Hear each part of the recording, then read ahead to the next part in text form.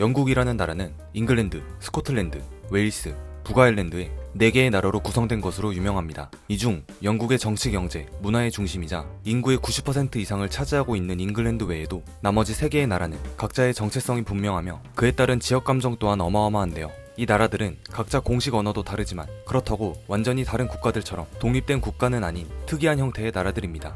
이 4개의 나라들은 각자 다른 의회와 법을 가지고 있으나 그렇다고 따로 독립된 국가는 아니라서 여권은 하나로 통일되어 있다고 합니다. 때문에 각 지역을 자유롭게 이동할 수도 있죠. 어찌 보면 수십 개의 주가 연합하여 미합중국을 이루는 미국과 비슷한 형태의 체제라고 볼 수 있는데 영국의 이 4개의 나라에 얽힌 역사와 서연은 아주 깊고 복잡합니다. 오늘은 하나의 영국이 4개의 나라로 구성된 스토리에 대해서 알아보겠습니다.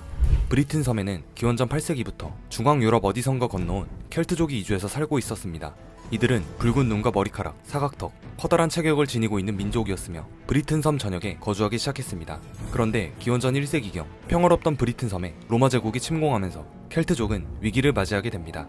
로마인들은 브리튼 섬 남부를 거점으로 점점 북상하기 시작했는데 남부 브리튼 지역은 이들에 의해 손쉽게 무너졌으나 스코틀랜드 지역은 저항이 거셌기 때문에 로마인들은 이곳을 점령하지 못한 채 성벽을 쌓게 됩니다. 이것이 하드리아누스 성벽이죠. 그리고 이 성벽을 기준으로 잉글랜드와 스코틀랜드 지역의 경계가 구분되기 시작했습니다. 하드리아누스 성벽 아래 남부 브리튼 섬 지역은 약 400년간 로마 제국의 지배를 받아야 했으며 5세기경 로마 제국 본토가 게르만족에 의해 위기에 처하자 브리튼 섬에 있던 로마군 또한 본토로 떠나게 됩니다.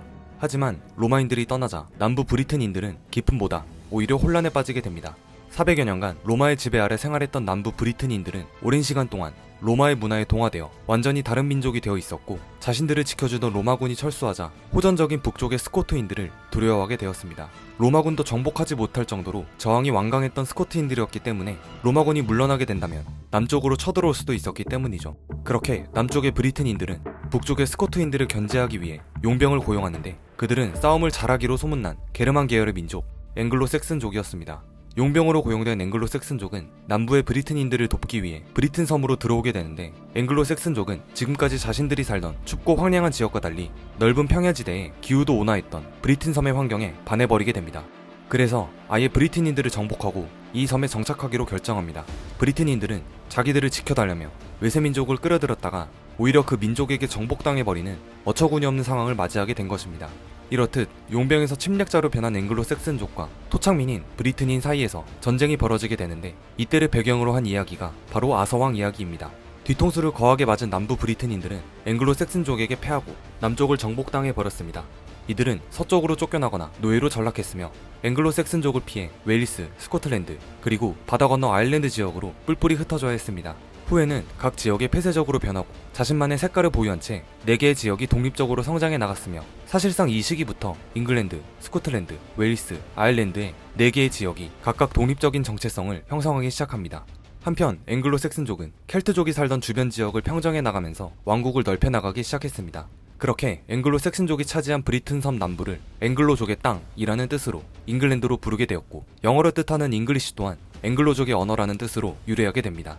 시간이 흘러 수세기 동안 앵글로색슨족이 지배하는 브리튼 섬은 이후 북유럽에 살던 바이킹의 침략으로 인해 혼란스러운 시기를 맞이하게 됩니다. 사실 바이킹은 이곳저곳을 항해하며 약탈과 교육을 하는 집단으로 이들 중 일부는 아메리카 대륙이나 러시아에 정착을 하기도 했습니다. 바이킹 중에서도 프랑스 노르망디 지역에 정착한 이들이 가장 큰 성공을 거두었고 중세 유럽의 역사와 문화에 많은 영향을 남기게 됩니다.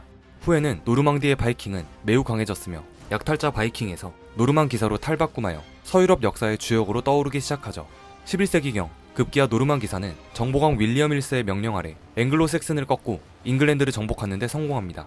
지금까지 유지됐던 앵글로색슨의 잉글랜드가 무너지고 노르만 왕조의 잉글랜드가 시작된 것이죠. 이후 12세기 때는 아일랜드, 13세기 때는 스코틀랜드와 웨일스를 차례로 병합시키며 잉글랜드의 영토로 복속시키는데 성공합니다.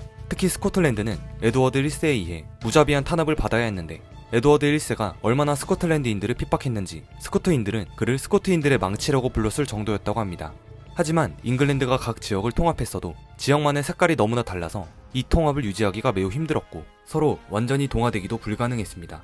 때문에 4개의 지역이 통합됐음에도 불구하고 후에는 여전히 각각 다른 지역색을 발전해 나갔습니다. 그렇다면 지도에서 보면 아시겠지만 아일랜드 섬 북쪽의 조그만 영토인 북아일랜드 지역은 어떻게 형성되었을까요? 16세기 무렵 잉글랜드의 왕이었던 헨리 8세가 가톨릭의 등을 돌리는 종교개혁을 단행했고 잉글랜드는 성공회라는 독자적인 교파를 만들어 가톨릭으로부터 독립합니다.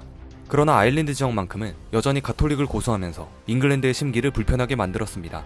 또한 같은 가톨릭 국가인 프랑스와 스페인이 잉글랜드를 견제하려는 목적으로 아일랜드를 지원하게 되면서 아일랜드와 잉글랜드 사이의 종교 갈등이 심화됩니다.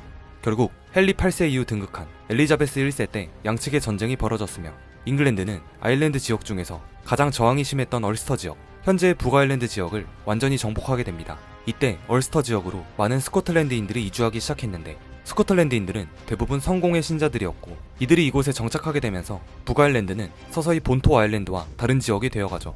아일랜드 내에서 스코틀랜드계 이주민들이 정착하여 터를 잡은 북아일랜드, 이들의 불편한 동거는 어떠한 결말을 맞이하게 될까요? 엘리자베스 1세가 후사 없이 사망하고 잉글랜드의 왕위는 빈자리가 되었습니다. 그러나 이때는 스코틀랜드 왕국과 잉글랜드 왕국이 혈연으로 맺어진 상태였고 스코틀랜드의 왕 제임스 6세가 잉글랜드의 왕을 겸임하게 됩니다. 이로써 두 왕국이 하나의 왕을 모시는 동군연합이 결정되는데 1707년에는 아예 연합법을 개정하여 스코틀랜드 왕국과 잉글랜드 왕국이 합병된 그레이트 브리튼 왕국을 선언합니다. 영국이라는 연합국의 시초가 여기서부터 시작된 것이죠. 그리고 1801년에는 속국인 아일랜드까지 합병하여 그레이트 브리튼 아일랜드 연합국이 됩니다.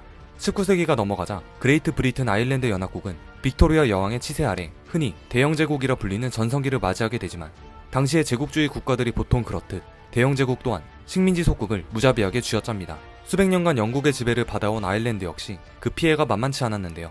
영국은 아일랜드 지역의 농산물을 엄청나게 수탈해 가기 시작했습니다. 심지어 1800년대 중반 아일랜드에서 감자 역병이 돌게 되면서 아일랜드 사람들의 주식인 감자를 더 이상 먹을 수 없게 됩니다. 그러면 감자 대신 다른 농산물을 주식으로 삼아야 하는데 이미 옥수수와 밀 등 다른 농산물들은 전부 본국인 영국으로 수탈되어 가고 있었던 것이죠. 영국은 이러한 아일랜드의 상황을 알고 있으면서도 농산물 수탈을 멈추지 않았습니다. 감자는 역병이 돌아 먹을 수 없었고 다른 농산물들은 전부 영국으로 빠져나가는 상황에 이르자 아일랜드는 대기근이 발생합니다.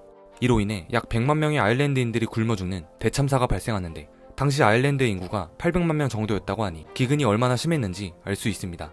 아일랜드인들은 살아남기 위해 나라를 떠나 이민길에 올랐고 이때 떠난 사람들의 숫자도 대략 100만 명이 넘었다고 합니다. 영국의 가혹한 수탈의 정점을 찍었던 이 아일랜드 대기근으로 인해 아일랜드인들은 더 이상 영국의 지배 아래 살 수 없다며 서서히 독립의 분위기를 끌어올립니다. 그렇게 아일랜드인들은 독립운동에 박차를 가했고 1919년에는 영국을 상대로 독립전쟁을 일으키죠. 아일랜드의 독립을 막을 수 없었던 영국은 결국 아일랜드 섬에서 영국인들의 비율이 높은 북아일랜드를 제외한 나머지 지역의 독립을 승인하기로 결정하면서 아일랜드는 800년 만에 독립된 국가를 갖게 됩니다. 이렇게 아일랜드가 독립으로 떨어져 나가고 1922년 나머지 4개의 구성국이 연합해 단일 국가를 형성하여 오늘날의 영국이 탄생하게 됩니다. 현재는 스코틀랜드가 슬며시 독립을 요구하고 있는 상황인데요. 1970년대에 스코틀랜드 인근 북해에서 천연가스가 발견되기 시작하면서 대두된 스코틀랜드 독립은 이후로도 여러가지 복잡한 정치 경제적 문제들이 겹치면서 고조되어 왔습니다. 그리고 2014년 스코틀랜드는 독립에 대한 찬반 여부를 결정하는 스코틀랜드 국민투표를 진행했는데 많은 사람들의 예상과는 다르게 약 55%의 유권자들이 독립 반대표를 던지며 분리독립은 무산되었고 스코틀랜드 자치정부는 국민의 뜻을 존중한다며 패배를 공식적으로 인정했습니다. 하지만 이후 2016년 영국이 유럽연합에서 탈퇴하는 브렉시트 사태, 그리고 코로나 사태 때 영국 정부의 무능력한 조치 등을 이유로 현재는 다시금 스코틀랜드 독립에 대한 분위기가 서서히 형성되고 있는 상황입니다.